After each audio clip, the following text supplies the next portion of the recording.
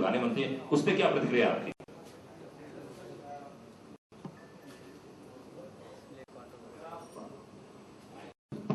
करे दुश्मनों की चाल है।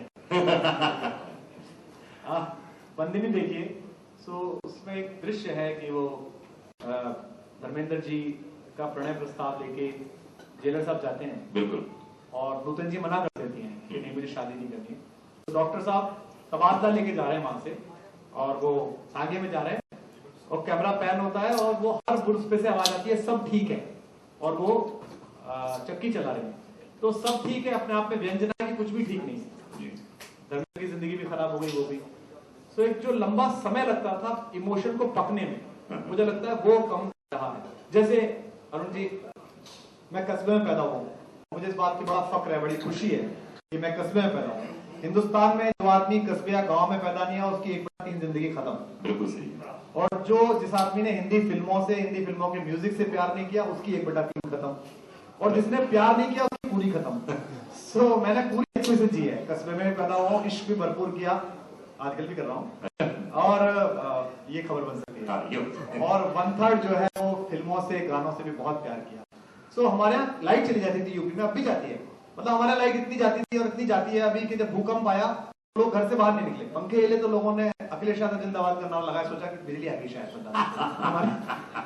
तो लाइट जाती थी तो छत पर पानी छिड़क के सोया जाता था। पिताजी हमारे प्रोफेसर थे, वो कहते थे बाल्टी में पानी लो, ऊपर छिड़क दो और फिर चटाइयां बिछा के सो जाओ, क्योंकि हम 5 भाई बहन थे। पिछली जनरेशन काफी मेहनती थी, हम लोग तो थक गए, सो हम सब ऊपर छत पे सोते थे।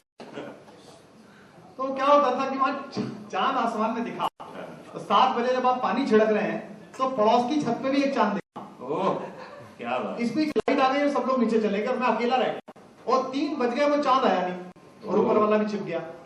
तो बीए की दूसरी साल में जब मैं इंजीनियरिंग छोड़ के आया था तो मैंने ये मिसरा कहा कि उठा पलकों को जिसने दिन उगाया है फलक पर, उठा पलकों को जिसने दिन उगाया था फलक पर, उसी की जुल्फ का रातों पे साया हो गया है। नजर का एक टुकड़ा छत पे फेंका था किसी ने, इसे पढ़ने में पूरा चांद जाया हो गया। क्या बात। तो ये आएगा कैसे? ये आएगा तब जब आप छत पे हो, जब गर्मी लगे, जब वो दिखे, जब रात को 7 बजे दिखे और 3 बजे मिसरा उतरे। यहाँ तो है ही नहीं, पानी भी हो, छिड़काव भी हो। अभी यहाँ तो है कि वो आती रही मिलती रही, अपन प्यार समझ बैठे, एक दिन वो नहीं आई अपन समझ बैठे। आती नहीं मिलती रही, अपन प्यार समझ बैठे, एक दिन वो नहीं आई, अपन रविवार समझ बैठे। तो इमोशन में, मेकिंग में, लिरिक राइटिंग में जो जल्दबाजी है डिब्बा बंद पानी सप्लाई करने की, ये गाने लिखवाने हैं और ये फला वाला लिख देंगे, ढिमका वाला लिख देंगे, उससे चलेगा नहीं। मैं दीपक को और राजा भाई को इस बात बधाई देता हूँ कि इब्राहिम अशराफ ने माशाअल्लाह गाने लिखे हैं, और पंकज उदास वाली नज़्म तो मतलब गजल तो बहुत खूबसूरत लिखी है।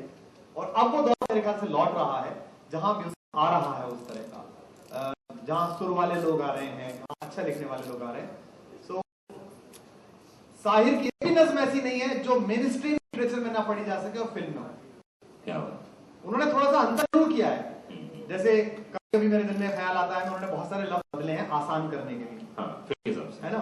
अब लोग कहते हैं जी कठिन हिंदी मत लिखिए, लोग समझेंगे नहीं, कठिन उर्दू मत लिखिए, लोग समझेंगे नहीं। मुझे बताइए इसी मुल्क में कभी मगरिब से मशरिक मिला है, जो मिला जहां का फूल है वहीं पर वो खिलेगा। आनंद बख्शी अंकल लिखा हुआ सबने गाया, कौन सा ऐसा लफ्ज है जो इस इंडस्ट्री में नहीं चला? यहाँ तो रवैया वक्तवैया तक चल गया। लहजे का करिश्मा है या आवाज का जादू, वो बात भी कह जाए और मेरा दिल भी दुखे ना। से इंट्रोड्यूस हो रहे हैं। इसमें ये कहना है कि कौन सी बात कहां कैसे कही जाती है, कौन सी बात कहां कैसे कही जाती है, ये सलीका हो तो हर बात सुनी जाती है। कहते हैं और तो सब ठीक है मगर एक उलझन भी है, और तो सब ठीक है, एक उलझन भी है, वो जो मेरा दोस्त है ना वो मेरा दुश्मन भी है। इसमें यह कहना है कि नहीं, हम में कोई अनबन नहीं है, बस इतना है कि अब वो मन नहीं है। और मैं अपने आप को सुलझा रहा हूं, मैं अपने आप को सुलझा रहा हूं, तुम्हें लेकर कोई उलझन नहीं है। क्या बात कि माना तेरी नजर के काबिल नहीं है हम, कि माना तेरी नजर के काबिल नहीं है हम, कदर पहले उनसे पूछ जिन्हें हासिल नहीं है हम। हैदर खान इस फिल्म से इंट्रोड्यूस हो रहे हैं। हैदर बाबू क्या बात, बहुत स्मार्ट दिख रहे हो यार। और वो पिक्चर बनाना चाहते थे और अनाउंस करना चाहते थे गुजरने के आगे, राजा बुंदेला साहब के साथ डायरेक्शन करना चाहते थे और पिक्चर का नाम था घूंघट नहीं उठाऊंगी। It's a challenging time. Heroine बोलती है तो हम घूंघट नहीं उठाएंगे जब तक हमारा शौहर हमारा चेहरा नहीं देखेगा। You can understand what it is. Thank you all of you all and you people will get this picture hit. शुक्रिया। आप पहली बार अपना गाना गा रहे हैं। राजा बुंदेला साहब ने डायरेक्ट की है फिल्म और दीपक शर्मा जी ने प्रोड्यूस की है। कई सारी उसमें यूनिक बातें हैं। जीनत जी और राज बब्बर साहब बरसों बाद एक साथ आए हैं और एक नए हीरो हैं हैदर साहब, सदा साउथ की हीरोइन है। और मुझे जो संगीत है ये जुबीन साहब ने सुनाया था फ़ोन पे। उन्होंने कहा इसके ऊपर कुछ आपको लिखना है और टाइटल सॉन्ग ज़रूर लिखना है। सो वो टाइटल सॉन्ग है दिल तो दीवाना है। उसमें मैंने दिल की क्या क्वालिटीज़ हैं और दिल कैसे कैसे काम करता है वो मैंने लिखा है। पीरों फ़कीरों सा, रांझों सा, हीरों सा, इश्क की बस्ती का बाशिंदा, ये मैंने उसको दिल को वो दिया। और मुझे उम्मीद है कि इंडियन फिल्म इंडस्ट्री लिरिक्स के मामले में जिस कई बार ऐसी चीज़ें प्रस्तुत करती है जैसे पूरे देश के सामने बड़ा अजीब सा लगता है, ऐसे में अगर बाकी लोग हिंदी की कविता से या उर्दू की शायरी से अगर यहाँ आएंगे, फ्रेश लोग आएंगे, तो ज़्यादा अच्छी लिरिक्स फिल्मों में मिल सके। मुझे पूरी उम्मीद है कि फिल्म भी हिट होगी और गाने भी हिट होंगे। नहीं, ऐसा नहीं है। इंडस्ट्री में लगभग सभी जितने भी बड़े प्रोड्यूसर्स और डायरेक्टर्स हैं वो मेरे निजी रूप से मित्र बहुत वर्षों से हैं। पर मैं कवि सम्मेलन की जिस मुख्य धारा में हूँ और जहाँ पर हूँ वहाँ जो 3 बातें होती हैं, पहली प्रसिद्धि, दूसरा पैसा और तीसरा आत्मिक संतोष, वो वहाँ पर्याप्त मिल रहा था। और यहाँ उस तरह के कभी ऑफर या कभी ऐसा हुआ नहीं, लेकिन अब लगातार लोग संपर्क कर रहे हैं। दीपक जी खुद 2 प्रोजेक्ट्स पे और पे काम कर रहे हैं। सो मुझे उम्मीद है कि आने वाले कल में जब जब मुझे इंडस्ट्री कहेगी, जितनी मेरी सामर्थ्य शब्दों की है और जो मैंने 5000 रातें पूरी दुनिया में जाके कविता सुनाई है लोगों को, वो अगर काम आ सकेगी तो मुझे खुशी होगी। क्योंकि शब्द जो है वो शरीर है, अगर उसमें संगीत डल जाए तो आत्मा का प्रवेश हो जाता है और फिर वो अनश्वर हो जाता है, फिर वो सदियों गूंजता है, 100 साल बाद भी गूंजता है। तो अगर अपने शब्दों को अनश्वर बनाना है, यूनिवर्सल बनाना है, तो उसके लिए संगीत के साथ उन्हें किसी फिल्म में लाना ही होगा। सर आप नहीं पार्टी से हो और साथ ही राज बब्बर जी वो कांग्रेस से है और राजा बुंदेला जी है वो बीजेपी से है। तीनों अलग अलग पार्टी से फिल्म में है, तो तीनों का संगम क्या कहेंगे? नहीं, हम तीनों एक ही दल के हैं जिस दल का नाम है क्रिएटिविटी, इश्क, मोहब्बत। और राज बब्बर साहब मेरे बहुत पुराने बड़े भाई जैसे हैं। राजा बुंदेला साहब बहुत अच्छे दोस्त हैं। मुझसे कहा गया और हो सकता है कि कल हम में से कोई आदमी या और कोई नया आदमी जो अब राजनीति में नहीं है वो किसी राजनीतिक विचारधारा में हो। जब आप 125 करोड़ लोगों की बात करते हैं और प्रधानमंत्री खुद कहते हैं सबका साथ सबका विकास, तो मुझे लग रहा है कि दीपक जी ने इस नारे को जी के दिखा दिया। एक भाजपा का, एक कांग्रेस का, एक आम आदमी पार्टी का और एक फिल्म बन गई।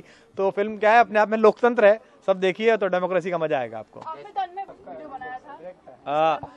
हिंदी में 2 शब्द हैं, एक परिहास और एक उपहास। परिहास वो होता है जो भाभी अपने देवर की बाह में चिकोटी काटती है, वो परिहास होता है। उसमें मीठा मीठा दर्द होता है, अच्छा लगता है। लेकिन उपहास वो होता है जो द्रौपदी ने किया धृतराष्ट्र के पुत्र के बारे में टिप्पणी करके, जिससे महाभारत हुआ। सो जो कोई भी सज्जन इस तरह की बात कर रहे हैं उन्हें ध्यान रखना चाहिए कि भारत रत्न लता दीदी के गीतों के साथ साथ कई जनरेशन से सफल है।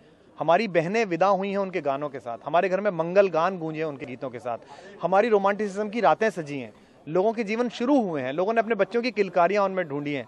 सो ऐसे में आप मजाक इतना विद्रूप न करें कि लोग बाग नाराज हों। और ये सब जिम्मेदारी उन लोगों की है, सेंसर के उन लोगों की है जिन्होंने वो शब्द स्वीकार किया था। जब ACB जब शब्द आया तभी उस समय टिप्पणी होनी चाहिए थी कि ऐसा शब्द जो अश्लीलता की सीमा में आता है वो कम से कम सार्वजनिक जीवन में ना आए। तब अभिव्यक्ति की आज़ादी वाले सामने आ गए। अब कहाँ है वो अभिव्यक्ति की आज़ादी वाले? और आश्चर्य की बात है कि अब वो सवाल उठा रहे हैं जो ट्विटर पर, नेट पर पॉलिटिकल पार्टीज के ट्रॉल्स जो महिलाओं के बारे में अभद्र टिप्पणियां करते हैं, दूसरे नेताओं के बारे में अश्लील बातें करते हैं। मुझे लगता है कि इस पर कहीं ना कहीं इस बहाने रोक रखनी चाहिए। सचिन तेंदुलकर एक खिलाड़ी हैं, उन्होंने भारत को गौरव के बहुत क्षण दिए हैं। याद कीजिए उन सैकड़ों मैचों को जब आपकी सांसें बिल्कुल डरी हुई थी और वो व्यक्ति क्रीज पर उतरा, उसने अपने पराक्रम से, अपने पौरुष से, अपनी प्रतिभा से देश को इज्जत दिलाई, देश खुश हुआ। सो ऐसे व्यक्ति और एक ऐसी बड़ी विभूति लता दीदी जैसी, उनके बारे में इस तरह की मजाक करना साधारण एक दर्शक के नाते, एक श्रोता के नाते मुझे हर्ट हुआ और मुझे इस पर आपत्ति है। मुझे लगता है कि उसके बनाने वाले भी इस बात को महसूस करेंगे और आने वाले कल में वो कोई ऐसा काम नहीं करेंगे और हो सके तो माफ़ी मांग लीजिए, बड़ा दिल रखिएगा, वो बहुत बड़ा नाम है।